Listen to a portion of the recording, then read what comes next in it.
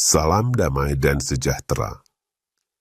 Tidak lama setelah banyak orang Katolik mengkritisi pernyataan Paus Fransiskus di Singapura yang menyatakan semua agama adalah jalan menuju kepada Tuhan, kembali Paus Fransiskus mengulangi pandangan pluralismenya yang menyesatkan banyak orang.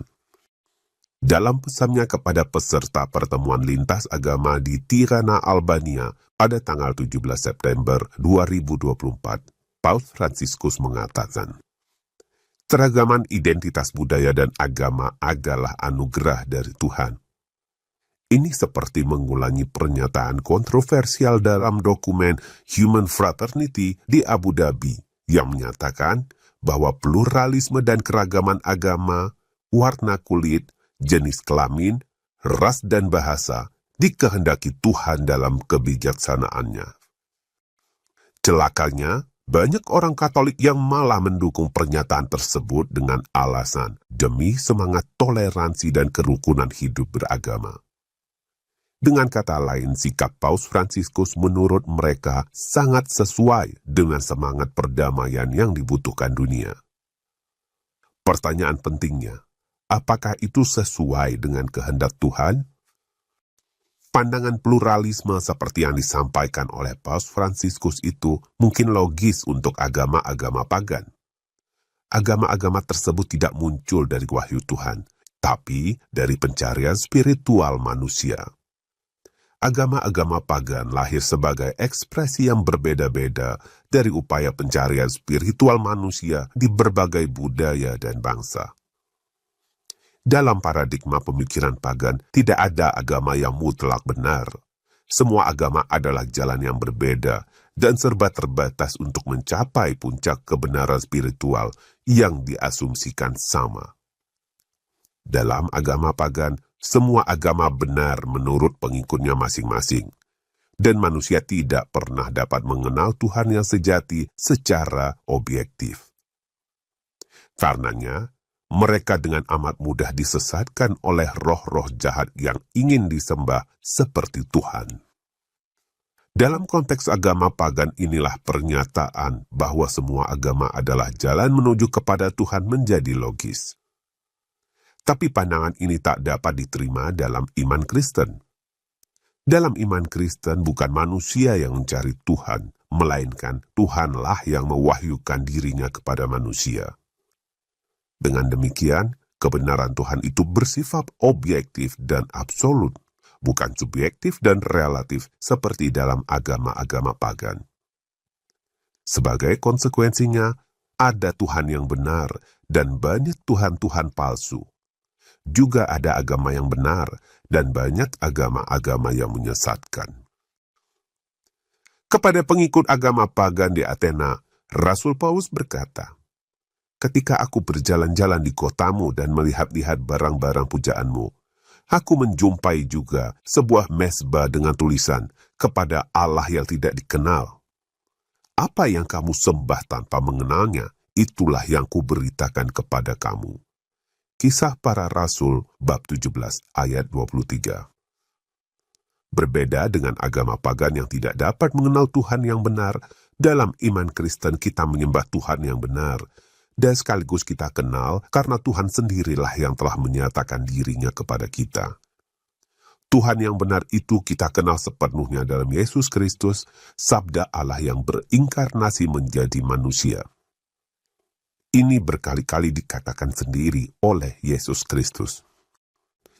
Barang siapa melihat aku, ia melihat Dia yang telah mengutus aku. Yohanes bab 12 ayat 45. Barang siapa telah melihat aku, ia telah melihat Bapa. Yohanes bab 14 ayat 9. Itu sebabnya Tuhan Yesus berkata, akulah jalan dan kebenaran dan hidup. Tidak ada seorang pun yang datang kepada Bapa kalau tidak melalui aku. Yohanes bab 14 ayat 6. Tapi dapatkah manusia mengenal Yesus Kristus tepat seperti para rasul dahulu telah mengenalnya? Tentu saja dapat. Untuk itulah Tuhan mendirikan gerejanya.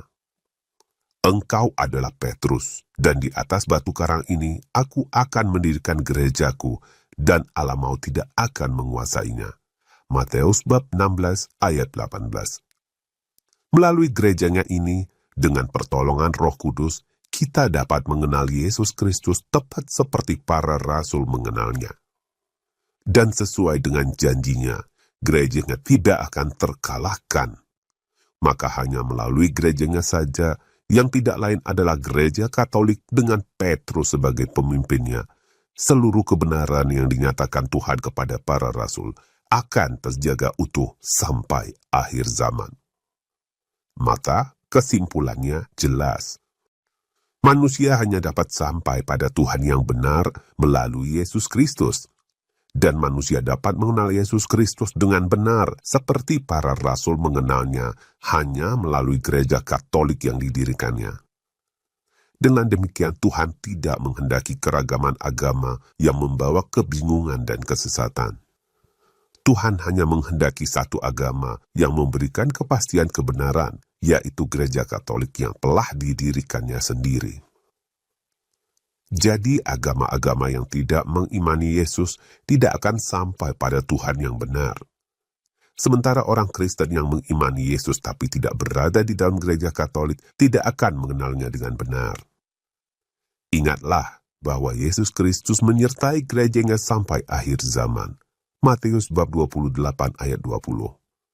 Maka mereka yang menolak untuk bersatu dan berada di dalam gereja yang didirikannya akan menjadi musuhnya. Siapa tidak bersama aku, ia melawan aku. Dan siapa tidak mengumpulkan bersama aku, ia mencerai-beraikan.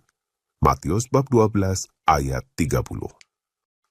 Kepada mereka yang percaya pada Yesus Kristus tapi menolak berada di dalam gereja Katolik, perkataan Tuhan ini juga sangat tepat. Pada hari terakhir, banyak orang akan berseru kepadaku, Tuhan, Tuhan, bukankah kami bernubuat demi namamu, dan mengusir setan demi namamu, dan mengadakan banyak mukjizat demi namamu juga? Pada waktu itulah aku akan berterus terang kepada mereka dan berkata, aku tidak pernah mengenal kamu. Enyahlah daripadaku, kamu sekalian pembuat kejahatan. Matius bab 7 ayat 22 hingga 23.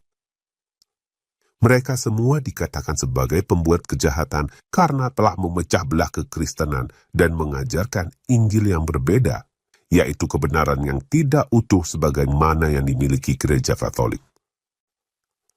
Jadi prinsip ini harus kita pegang teguh di tengah semangat pluralisme dan ekumenisme yang sedang dipropagandakan dunia demi perdamaian palsu. Tidak ada yang dapat sampai kepada Bapa kecuali melalui Yesus Kristus di dalam gereja Katolik. Dengan demikian, pernyataan Paus Fransiskus yang mendukung pluralisme dan ekumenisme dengan mengatakan semua agama adalah jalan menuju Tuhan dan keberagaman agama adalah anugerah Tuhan, harus kita tolak. Terima kasih atas perhatian Anda. Viva Christori.